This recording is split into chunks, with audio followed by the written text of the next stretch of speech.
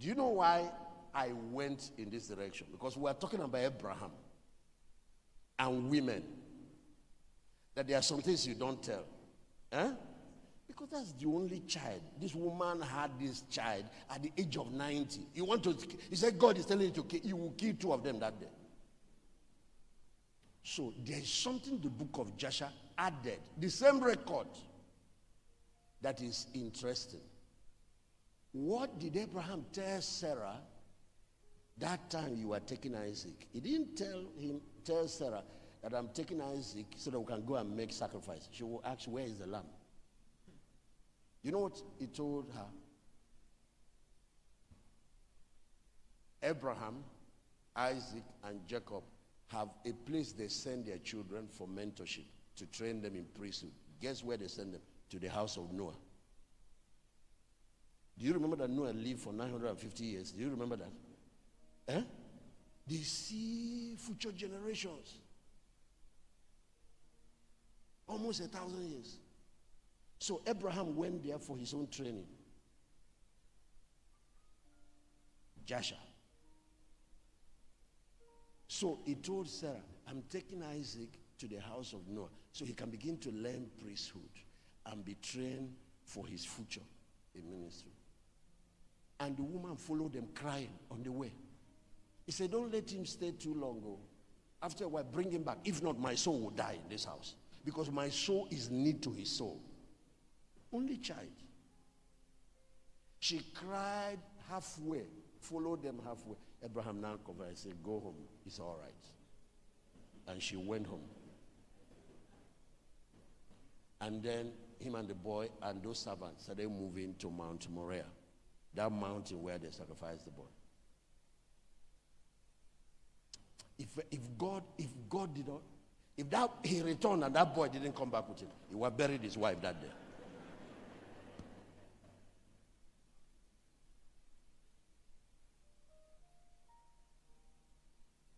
So it's not everything. In relationship, you study the person.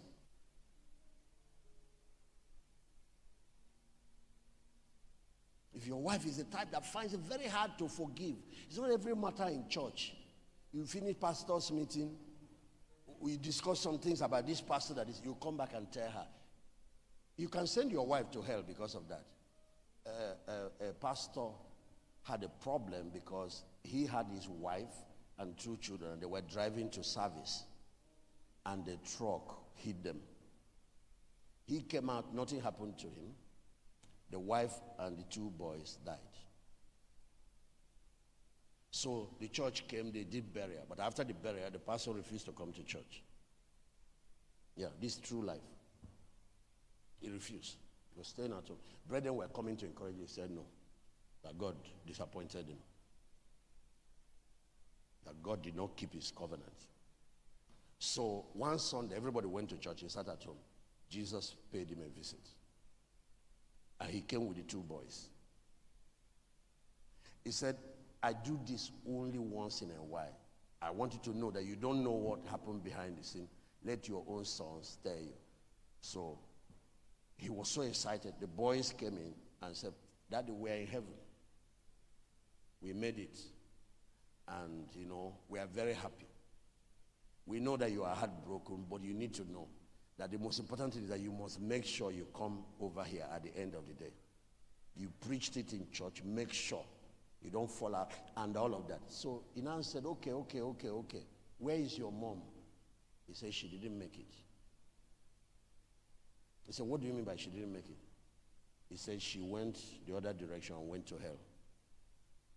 Then the man started crying again. He said, Lord, why?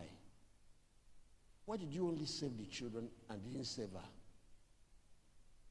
He now said, he said, your wife, that's what caused the accident in the first place.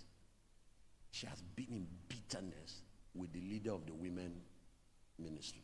She, as a pastor's wife, you don't go and take up something you are not called to do.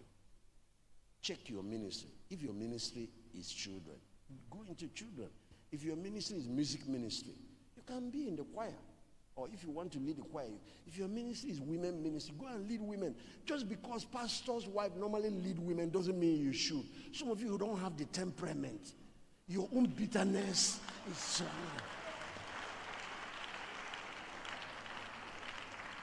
You can't forgive. You are troublesome. So God is trying to produce fruit of the Spirit in you. You go and take a ministry that is aggravating it. Because women, they are wahala plenty. He says, fight between. And she refused to forgive that woman. And the Lord kept talking to her. There will be messages. The Holy Spirit will follow her home, telling her, you see, enough now. A year passed, 2 years, 3 years. So the thing opened the door for them. Is that not what we studied in the first session today? The one that broke my heart is that she went to the other side. So, and the pastor later was advising other men of God. He said, you see this thing that sent her to hell? I'm the one that told her, because that case was brought to me. I know my wife, that she doesn't forget. I shouldn't have told her. I know her. Forgiveness is her problem. I should not have told her what happened.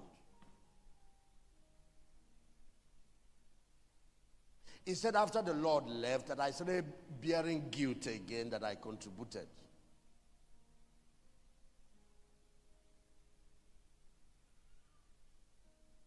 So the Bible said, bear one another's burden and so fulfill the law of Christ. What is the law of Christ? The law of love.